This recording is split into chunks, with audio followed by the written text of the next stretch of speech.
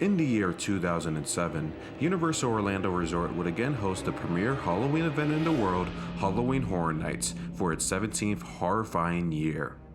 The event had returned to its original home, Universal Studios Florida, in last year's Sweet 16 event, and planned to return to the studio park with all new scares and entertainment. Choose thy fear. Welcome to the Carnival of Carnage. This is SP History.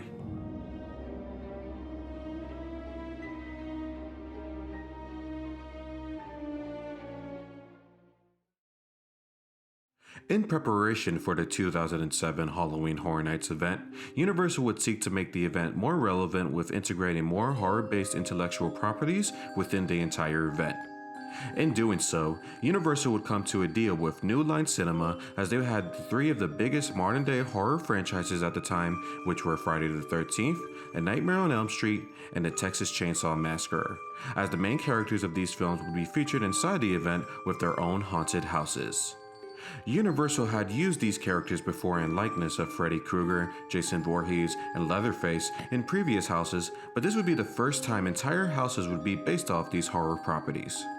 But those acquisitions would not be the only main draw of this year's event, as the team behind Halloween Horror Nights would set an overall terrifying theme surrounding these horror icons, as they would seek the help of a returning Horror Nights character. The Clown Prince of Halloween, Jack the Clown, would once again be the main icon of 2007's Halloween Horror Nights, as he would lead his very own Carnival of Carnage, being the overarching theme of the event. The event's theme would add to Jack's backstory, as the maniacal clown would finally extract his revenge on his murderer and former ringmaster, Dr. Oddfellow, and take over the traveling circus, carrying Oddfellow's cane of souls, as he would lead guests into his Carnival of Carnage. In making his carnival ever more terrifying, Jason, Freddy, and Leatherface would be Jack's headlining acts alongside other sideshow attractions to die for.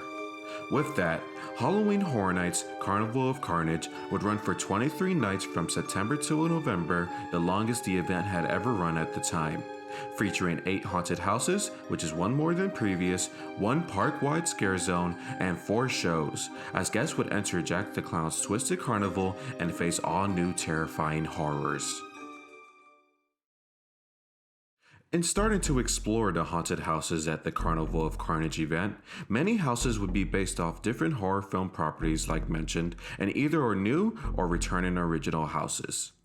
The first house to encounter would be located in Soundstage 22 and be based off the 2007 Universal horror film Dead Silence, as the house would be officially titled Dead Silence: The Curse of Mary Shaw.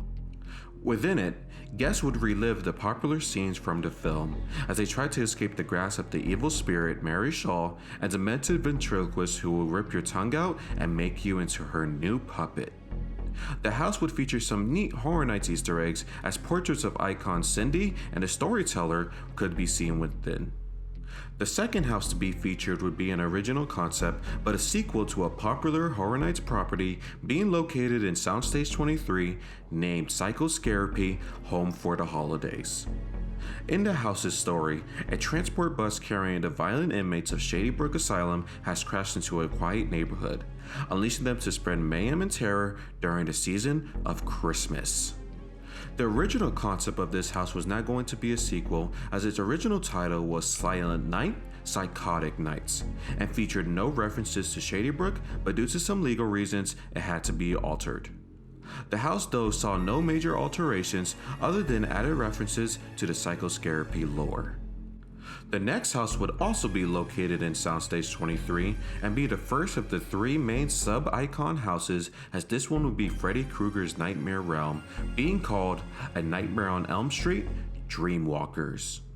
The story of the house involved guests taking a new sleep drug called Sleep Well, and which would protect them from Freddy's grasp inside a nightmare, but it ultimately fails and leaves guests in a walking dream state as the famous killer stalks you throughout. Many of the rooms in the house were recreations of sets from the film franchise, as Freddy creates the ultimate nightmare. A Nightmare on Elm Street: Dreamwalkers would win House of the Year for 2007. The fourth house to be featured would be located in Nazarmans and be another sequel to a Horror Nights original concept titled Vampire Bloodbath. In the house, the vampires of 2004's Castle Vampire House and 2006's Blood Masquerade Scare Zone now reside in their very own nightclub as they invite mortals to rave inside and be their next meal. Vampire Bloodbath will be the last house to ever be placed inside Nazarmans. The following house would be located in the Earthquake queue and be the second New Line Cinema monster house, as it starred Leatherface, called the Texas Chainsaw Massacre Flesh Wounds. The house would be based off the 2003 remake as guests enter the infamous Hewitt family home, as Leatherface and his family of freaks hunt you down for flesh and blood. The next house would be located in the Jaws queue and be the last of the main 3 sub-icon houses, as it served as the house for Jason Voorhees, being named Friday the 13th Camp Blood.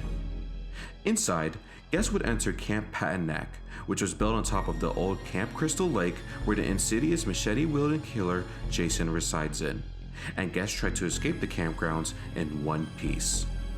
Many iterations of Jason were said to be featured inside the house, as the sets were of famous scenes from the franchise. It was also reported that Jason's mother, Pamela Voorhees, appeared inside, who was the original slasher in the first film.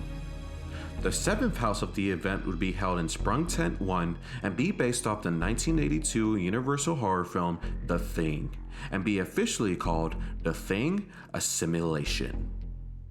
The house would be placed after the events of the film, as guests enter a research facility in Florida, who are studying the remains of Arctic Outpost 31, and in doing so, unleashes terror like no other.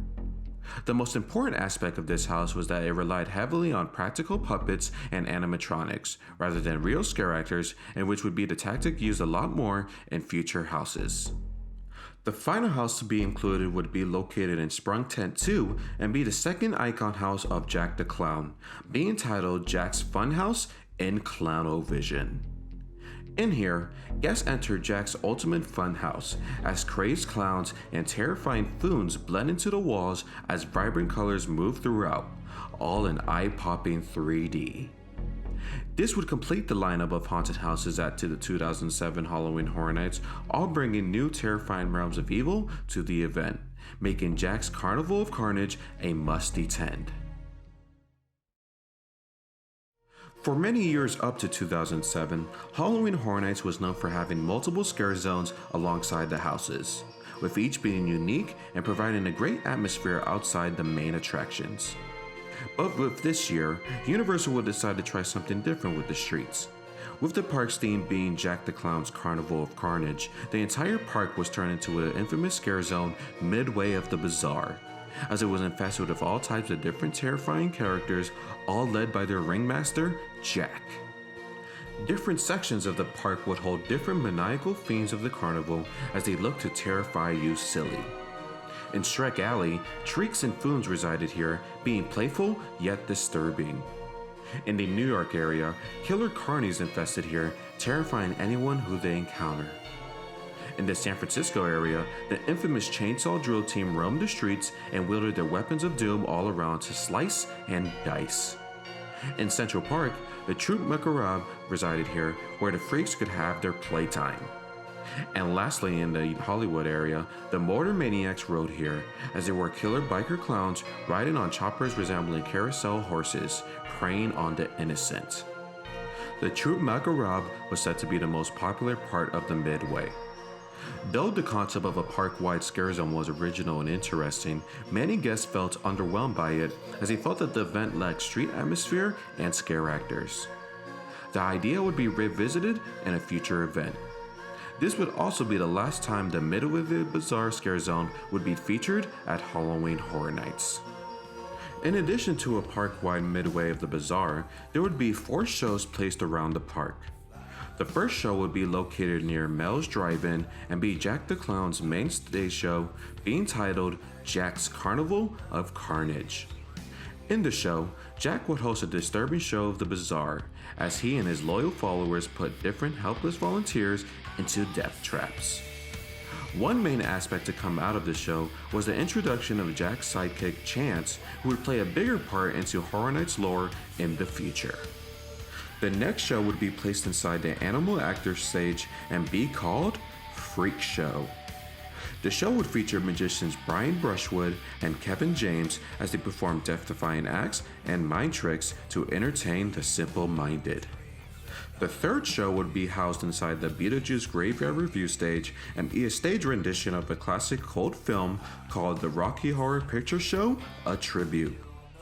Like stated, the show would be an abridged version of the 1975 film as characters sang different numbers throughout and played out different scenes.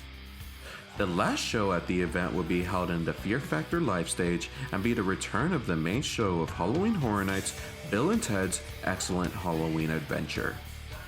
This show once again featured the Wild Stallions, Bill and Ted, as they go on a wild adventure with pop culture characters and celebrities of 2007.